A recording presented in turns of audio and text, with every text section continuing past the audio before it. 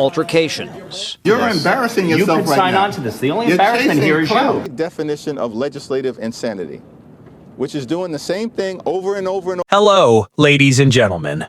This week, the American political scene has heated up again, not only because of the prolonged government shutdown, but also due to a rare moment in the halls of Congress.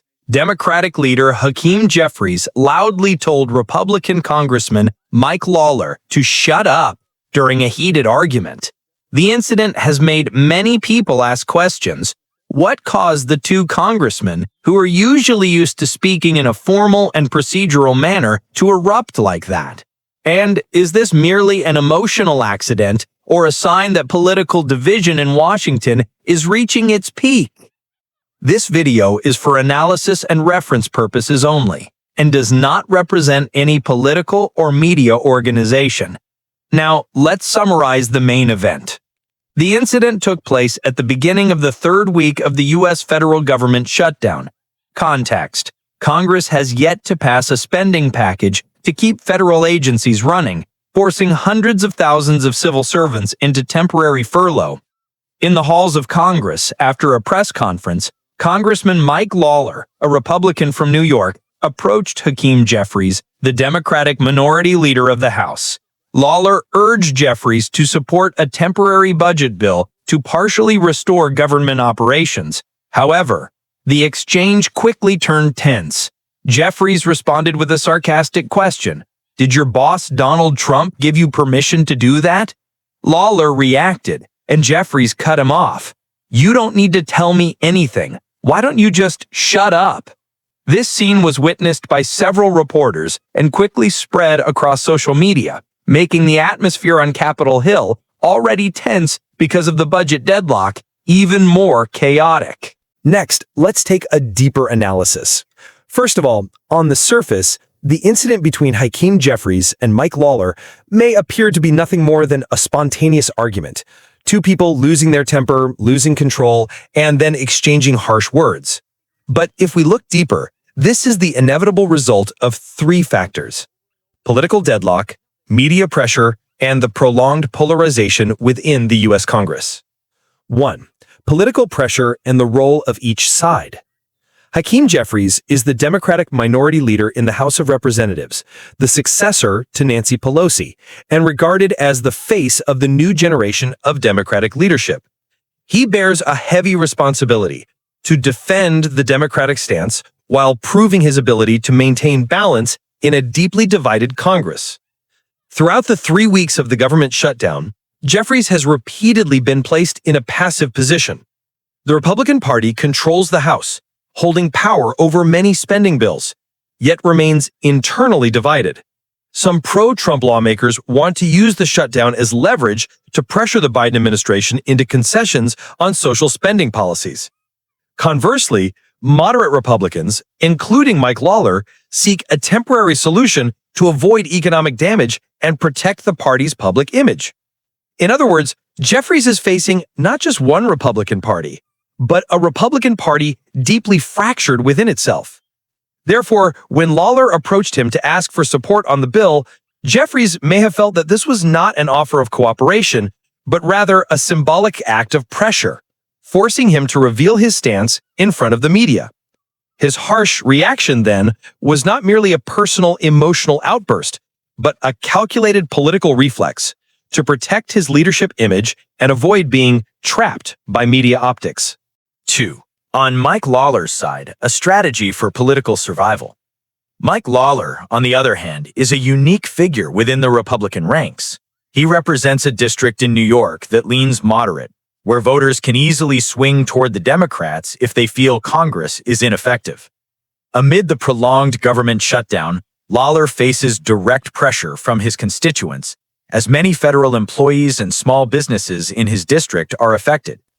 By confronting and publicly challenging Jeffries, Lawler may have been pursuing two goals. First, to show that he is taking action, that he is fighting to end the deadlock.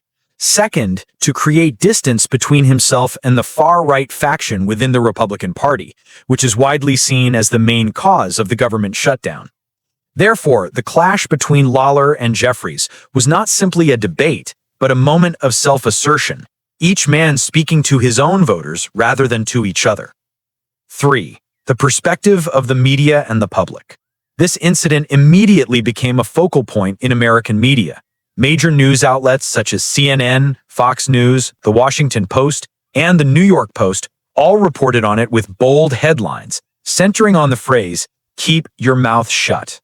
Left-leaning media argued that Jeffries' reaction was human, an understandable expression of frustration in the face of Lawler's provocation. They emphasized that he had been under pressure throughout 3 weeks of negotiations, while Republicans still lacked a clear roadmap to end the shutdown. Conversely, conservative outlets saw it as an example of Democratic leadership's lack of restraint and arrogance. Fox News called it an embarrassing image of the collapse of civil political culture on Capitol Hill. As for the public, reactions were sharply divided. Some said, at least they're being honest, appreciating that the exchange reflected real emotion rather than scripted speeches. But many others expressed disappointment. They represent the country, yet they behave like two people arguing in a coffee shop. 4. The perspective of political experts. According to several analysts at the Brookings Institution and Georgetown University, the incident reflects how political polarization has reached a boiling point. Such confrontations, they note, show that when dialogue no longer works, people start shouting at each other. Experts emphasize that this is not an isolated case. In recent years, the U.S. Congress has witnessed many similar clashes, from Representative Marjorie Taylor Greene shouting at President Biden during the State of the Union address, to internal party conflicts over the removal of former House Speaker Kevin McCarthy. These incidents, together with the Jeffries-Lawler confrontation, illustrate the erosion of congressional culture in America, a place where decorum and civility once formed the foundation of debate. According to experts, when political trust between the two parties collapses, every conversation risks turning into a personal confrontation, and that paralyzes the legislative process. 5. A symbol of a deeper crisis. At a deeper level, this argument symbolizes the crisis of trust in American democracy. People feel that Congress no longer reflects their voices. Lawmakers, instead of representing the nation as a whole, increasingly represent their own constituencies, saying what their voters want to hear rather than what the country needs to hear. Hakeem Jeffries and Mike Lawler, in essence, are not enemies. They are simply operating within a political environment that forces them to choose sides, to fight with words so as not to be perceived as weak. The phrase, "shut up," therefore was not directed solely at Lawler. It was a sigh from an entire political system exhausted by constant confrontation. Finally, let's talk about the impact and consequences. In the short term, the incident has further damaged Congress's image in the eyes of the public. Recent surveys show that only about 16% of Americans trust Congress, a record low.